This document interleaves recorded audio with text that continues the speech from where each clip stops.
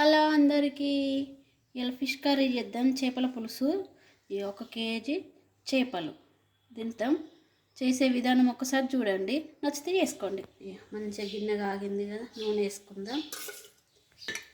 కొన్ని మెంతులు, కొంచెం జీలకర్ర, కొన్ని ఉల్లిగడ్డ మిక్సీ పట్టిన. చేప ముక్కలకు ఉప్పు కారం ఇట్లా కలుపుకుందాం. అల్లం పేస్టు, కొంచెం ఉప్పు, కారం, పసుపు సరి మంచిగా కలుపుకుందాం. ఒకసారి చూద్దాం.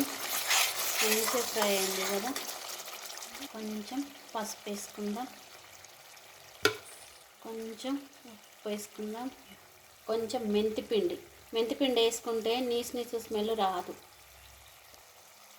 కొంచెం ధనియాల పొడి. ఒక్కసారి మంచిగా కలుపుదాం.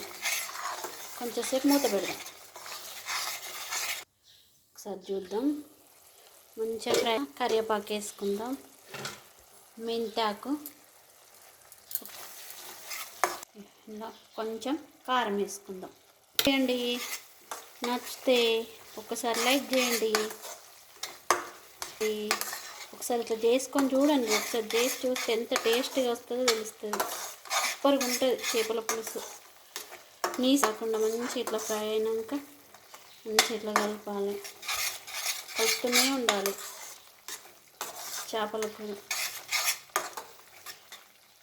మంచిగా కలిపినాం కదా, ఒక్కసారి మూత పెట్టుకుందాం. 1-2 నిమిషాలు చూద్దాం. ఒకసారి మంచిగా ఫ్రై అయింది. 4 పచ్చిమిర్చి కూడా వేసిన చూడండి. కొంచెం కొత్తిమీర, దీనిలో కొత్తిమీర వేసుకుందాం. ఈ పచ్చిమిర్చి కూడా వేసిన. ఇప్పుడు సరే మంచిగా కలుపుదాం.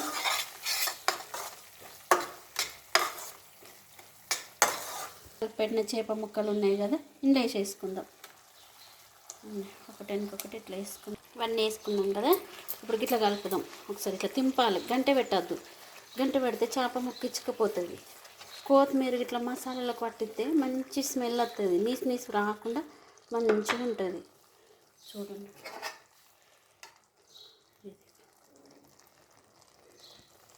మూత పెట్టుకుందాం. చూద్దాం ఒకసారి. మంచిగా మగ్గింది చూడండి.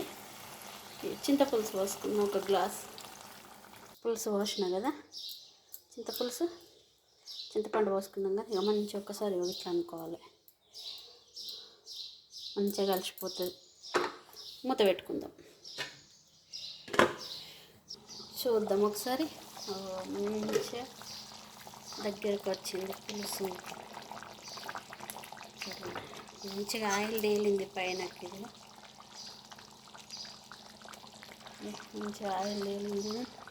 ఇక పులుసు చూడండి ఎంత చిక్కగా ఉందో చేపల పులుసు. ముక్క కూడా చూద్దాం. సూపర్ ముక్క మంచిగా ఉడికింది. ఉప్పు కారం మంచిగా పడుతుంది పులుసు ముక్కకి. ఇట్లా ఇంత చిక్కగా ఉంటే మంచిగా ఉంటుంది. ఒకసారి ఇట్లా చేసి చూడండి. నచ్చితే లైక్ చేయండి, షేర్ చేయండి, కామెంట్ చేయండి. కొంచెం కొత్తిమీర వేసుకుందాం. అంతే. చేపల పులుసు ఎంత టేస్టీగా ఉంటుందో. చేపల పులుసు గ్రేవీ పులుసు ఇంత చిక్కగా ఉండాలి పులుసు. చూడండి మంచిగా ఇట్లా కలపాలి. చేపల ముక్కలు వేసినాక నుండి అయిపోయేదాకా గంట పెట్టి కలపకుండా ఇట్లా అనాలి చేతితోటి. చూడండి. ధనియా పొడి ఇట్లా అన్నీ పోసుకేసుకోవాలి. చూడండి ఎంత టేస్టీగా ఉందో. కలర్ఫుల్ చేపల కర్రీ రెడీ. లైక్ చేయండి, షేర్ చేయండి, కామెంట్ చేయండి.